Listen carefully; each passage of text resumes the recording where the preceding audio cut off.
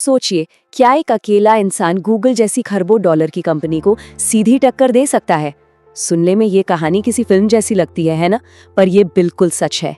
आज हम बात करेंगे अरविंद श्रीनिवास और उनके स्टार्टअप परप्लेक्सिटी एआई की। तो सबसे बड़ा सवाल यही उठता है, क्या वाकई कोई एक अकेला इंसान गूगल जैसे टेक महारथी का मुकाबला कर सकता है? ये सिर्फ एक सवाल नहीं है, ये वो लड़ाई है जो टेक्नोलॉजी की दुनिया को शायद हमेशा के लिए बदल सकती है। ये डेविड और गोलियत की आज के जमाने की कहानी है। तो चलिए मिलते हैं इस कहानी के हीरो से, अरविंद श्रीनिवास, परप्लेक्सिटी एआई के फाउंडर। इन्होंने 2022 में एक स्टार्टअप शुरू किया जो आज गूगल के लिए एक बहुत बड़ी चुनौती बन चुका है और जिसकी कीमत आप सुनेंगे तो हैरान हो जाएंगे, 20 अरब डॉलर आकी जा रही है। तो आखिर ये सब हुआ कैसे? एक मिडिल क्लास परिवार से आने वाले लड़के ने ये सब कर कैसे दिखाया? आइए देखते हैं उस साधारण से लड़के का सफर जो अपने कॉलेज के हॉस्टल के कमरे से निकलकर सीधा सिलिकॉन वैली तक जा पहुंचा। ये कहानी शुरू होती है साल 2015 में आईआईटी मद्रास के एक छोटे से हॉस्टल के कमरे से। यहाँ चेन्नई के एक मिडिल क्लास परिवार का एक लड़का था जो रातों को जागकर बस कोडिंग किया करता था। सोचिए, जहाँ उसके दोस्त कॉलेज लाइफ एंजॉय कर रहे थे, वहीं अरविंद मुश्किल एल्गोरिथम सुलझाने में और आर्टिफिशियल इंटेलिजेंस के साथ नए नए एक्सपेरिमेंट्स करने में लगे हुए थे। और उनकी रफ्तार देखिए, मतलब कमाल की थी। 2015 में आईआईटी मद्रास में एक मशीन लर्निंग कंपटीशन जीतने से उनका एआई का सफर शुरू हुआ। 2017 में वो पीएचडी करने यूसी बर्कले चले गए। फिर 2018 और 19 में उन्होंने ओपन एआई, गूगल ब्रेन और डीप माइंड मतलब दुनिया की टॉप एआई लैब्स में इंटर्नशिप की। और यहीं उन्हें ये बात समझ आई कि सर्च का भविष्य एडवांस्ड एआई में ही है। उनका हर एक कदम उन्हें एक बड़े मकसद के करीब ले जा रहा था और फिर 2022 में उन्होंने परप्लेक्सिटी एआई की नींव रखी। तो आखिर अरविंद ने ऐसी कौन सी प्रॉब्लम देखी जिसे कोई और नहीं देख पा रहा था? चलिए समझते हैं कि उस वक्त सर्च के साथ सबसे बड़ी दिक्कत क्या थी और डिजिटल दुनिया में वो कौन सा बड़ा गैप था जिसे भरना बहुत जरूरी हो गया था। अब देखिए, 2022 के आखिर में सीन कुछ ऐसा था जब चैट जीपीटी ने मार्केट में आके तहलका मचा दिया। लोगों के पास मोटे तौर पर दो ही रास्ते थे। एक तरफ था अपना गूगल, जो आपको जानकारी के नाम पर लिंक्स का एक पूरा समंदर दे देता था, जिसमें से सही जानकारी खोजना आपकी जिम्मेदारी थी। और दूसरी तरफ था चैट जीपीटी, जो इंसानों की तरह जवाब तो देता था, पर भाई उसके पास ना तो रियल टाइम जानकारी थी और ना ही उसके सोर्स का कोई अता पता था। और बस यहीं पर एक बहुत बड़ा गैप था। मतलब लोगों को या तो अनगिनत लिंक्स की लिस्ट में से चुनना था या फिर एक ऐसे जवाब पर भरोसा करना था जिसका कोई सबूत ही नहीं था। अरविंद श्रीनिवास ने इसी खाली जगह को भरने का फैसला किया और इसी गैप को भरने के लिए एक बेहतर जवाब, एक बिल्कुल नई चीज का जन्म हुआ जिसे नाम दिया गया आंसर इंजन।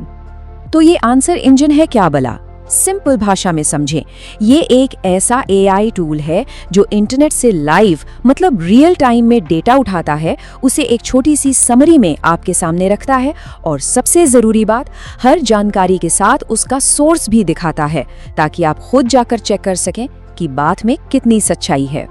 इसका काम करने का तरीका भी बड़ा सिंपल और शानदार है, बस 3 स्टेप्स में। पहला कदम, इंटरनेट से लाइव और बिल्कुल ताज़ा जानकारी निकालना। दूसरा कदम, उस सारी जानकारी को एक छोटी और आसानी से समझ आने वाली समरी में पेश करना। और तीसरा और सबसे जरूरी कदम, हर सोर्स का लिंक देना, जिससे जानकारी पर भरोसा बनता है।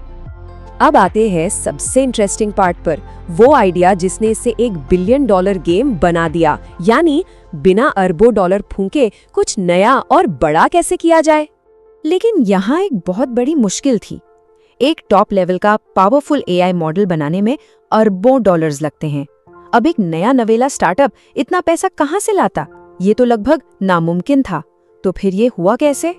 और यहीं पर अरविंद ने वो किया जो किसी ने सोचा तक नहीं था। ये था उनका मास्टर स्ट्रोक। उन्होंने अपना खुद का महंगा मॉडल बनाया ही नहीं, इसके बजाय उन्होंने दुनिया के जो सबसे बेहतरीन मॉडल्स पहले से मौजूद थे, जैसे जीपीटी, जेमिनाई और लामा, उन सबको एक ही प्लेटफॉर्म पर लाकर खड़ा कर दिया।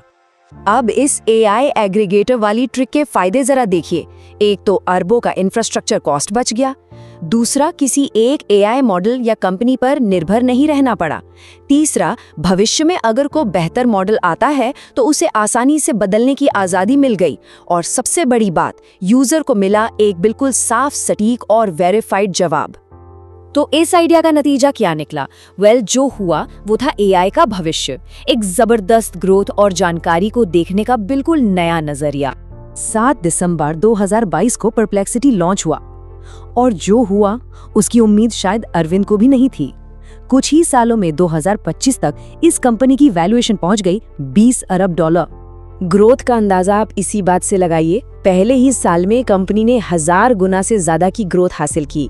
लॉन्च के ठीक बाद जहां हर दिन 3000 सवाल पूछे जाते थे, वहीं कुछ ही महीनों में ये आंकड़ा लाखों तक पहुंच गया। और आज की तारीख में परप्लेक्सिटी पर हर रोज 3 करोड़ से भी ज्यादा सवाल पूछे जाते हैं। ये इसे दुनिया के सबसे तेजी से बढ़ने वाले एआई स्टार्टअप्स में से एक बनाता है। जब ग्रोथ इतनी जबरदस्त हो तो बड़े नाम तो जुड़ेंगे ही। दुनिया की सबसे बड़ी चिप बनाने वाली कंपनी एनवीडिया और अमेज़न के फाउंडर जेफ बेजोस तक ने इसमें भारी पैसा लगाया।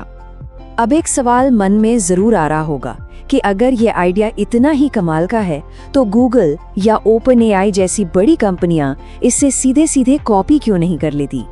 इसका जवाब ना उनके अपने बिजनेस मॉडल में ही फंसा हुआ है। इसे कहते हैं इनोवेटर्स डिलेमा। देखिए, गूगल की सारी कमाई तो विज्ञापनों से होती है। अगर वो सीधे जवाब देने लगेगा तो लोग लिंक्स पर क्लिक क्यों करेंगे और उनका अरबों डॉलर का एडवर्टाइजिंग का धंधा ही ठप हो जाएगा। और ओपन एआई का क्या?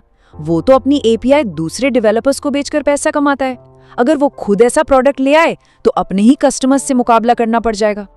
आज अरविंद श्रीनिवास का विजन बिल्कुल साफ है। उनका मानना है कि आने वाला वक्त सर्च का नहीं बल्कि एआई आंसर इंजिन्स का है। ये एक ऐसी दुनिया होगी जहां लोग सिर्फ जानकारी खोजने नहीं बल्कि उसे समझने, उसकी तुलना करने और कुछ नया सीखने के लिए आएंगे। और ये कहानी हमें एक बहुत बड़े सवाल के साथ छोड़ जाती है। क्या सर्च का जमाना अब वाकई खत्म हो रहा है?